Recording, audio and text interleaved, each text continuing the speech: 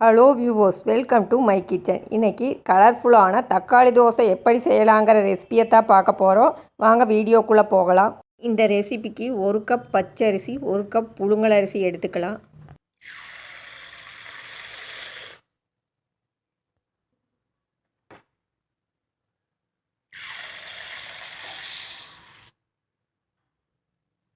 கூடவே 1/2 கப் மொட்டுளுந்து சேர்த்து 2 மணி நேரம் ஊற வச்சுக்கலாம்.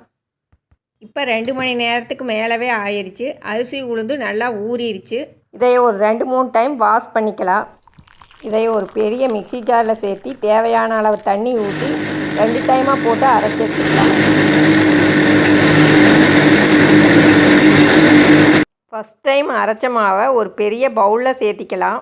மீதி இருக்கிற அரிசி உளுந்தை அதே மிக்சி ஜாரில் சேர்த்து அது கூடவே ஒரு 5 தக்காளி ஆட் பண்ணிக்கலாம்.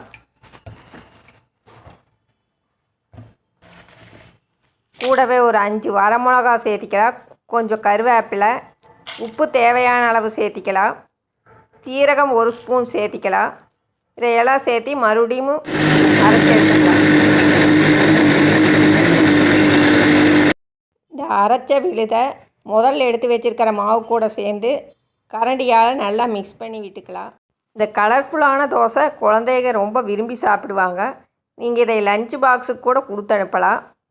இப்போ தோசைக்கெல்லாம் அடுப்பில் வச்சு காய வச்சுக்கலாம். 1 ஸ்பூன் எண்ணெயை மேலே விட்டு நல்லா ஸ்ப்ரெட் பண்ணி விட்டுக்கலாம். இப்போ 2 கரண்டி மாவு எடுத்து தோசை வார்த்துக்கலாம்.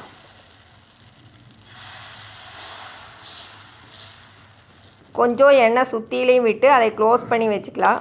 இப்போ தோசை வெந்துருச்சு. அதை திருப்பி போட்டு எடுத்துக்கலாம்.